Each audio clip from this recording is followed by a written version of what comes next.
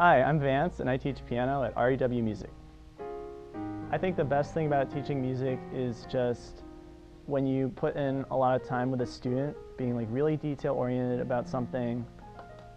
Like maybe you want them to play legato one hand and staccato the other hand. Easy to say, it's much harder to do.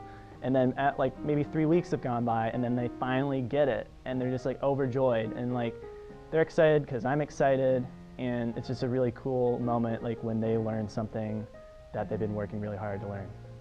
I make lessons fun by making every lesson, an enjoyable time for the students. I think, it's kind of tempting to maybe just start the lesson and begin playing, but I do it from a more like social, like emotional standpoint where I like ask them about their day, about their week. You get all kinds of funny answers there. Celebrating any kind of progress that they make. So I always challenge my students to practice like a certain amount, and I find that it takes a couple weeks for that to actually come to fruition, but when it does, I make sure that we really talk about how great that is and how excited I am for them. And then I think the big thing is like putting that practice goal extended over weeks. So if they meet the practice goal several weeks in a row, then I like to make the next lesson really like all about whatever they want to do. And so we've done everything from, Imagine by John Lennon, we've done some Imagine Dragons songs, done Justin Timberlake, and one kid is even doing Mary Poppins, the Doe a Deer song. And it's cool, them practicing makes it possible for them to actually learn these songs, because those songs are inevitably a little more complex than what they're learning out of their books. I would say the biggest musical skill I bring to use a lot of different musical styles is my ears. And what I mean by that is aural skills. So it's like when you hear a song and you can be like, oh, it's these chords, and then play it. And so that's allowed me to do different styles with different students depending on what they want to do. Like one kid is playing a country song. I don't really ever listen to country, so it was being flexible and having good aural skills that allowed me to help them learn that song. But I would say the main styles we use are like pedagogical, like classical type songs, some pop music, and then I guess country and jazz.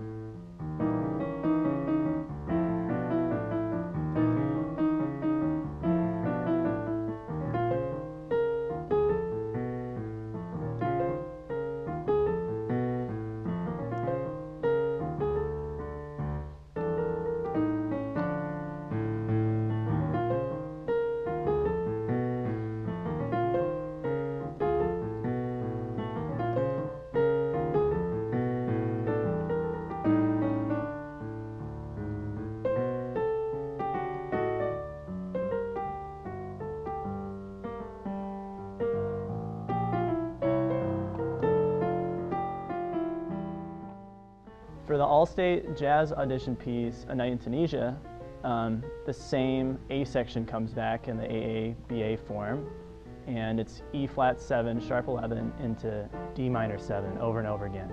And it seems like those chords have nothing to do with each other, but actually E flat 7, sharp 11 is actually the tritone sub of A7 altered. So if you think of it that way, then it's just like a 5-1 harmony over and over again in a minor key. So that makes playing the A sections much easier. And so what you can do is you can play whatever you'd play just to resolve from A7 to D7, and it's going to work in the A section. So if you'd play, it'll also work over E flat. And it's the exact same scale, like just starting on a different pitch. So here is A7 altered. And here it is over E flat.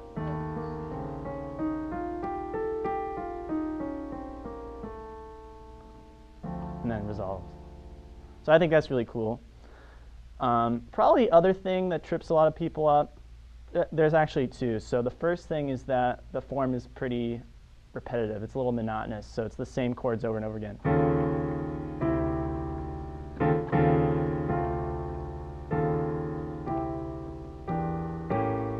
And so the way you can kind of use that to your advantage is you can think at the top of every chorus to have like a different theme that you're going to develop for that whole chorus. So maybe the first chorus is,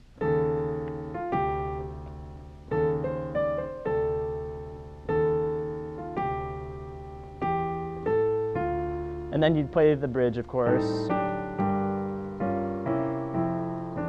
And then when you get back to the A section, you bring it back.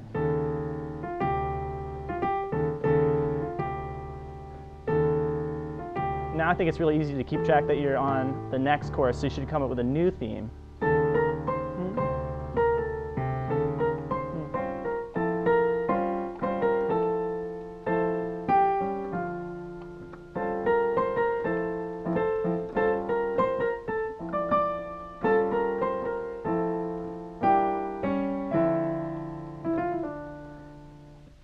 That helps me. The final thing that I think is really tricky for people is the very long solo break. And for that, I think your best friend is just listening to really great recordings. Because you're at this point, I mean,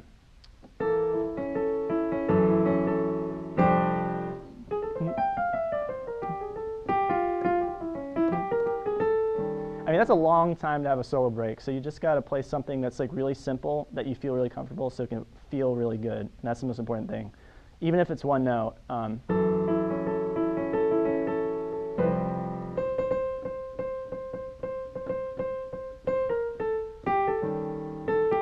mean, that's a successful solo break because the whole thing was in time and it felt good. So I'd keep it simple and listen to recordings.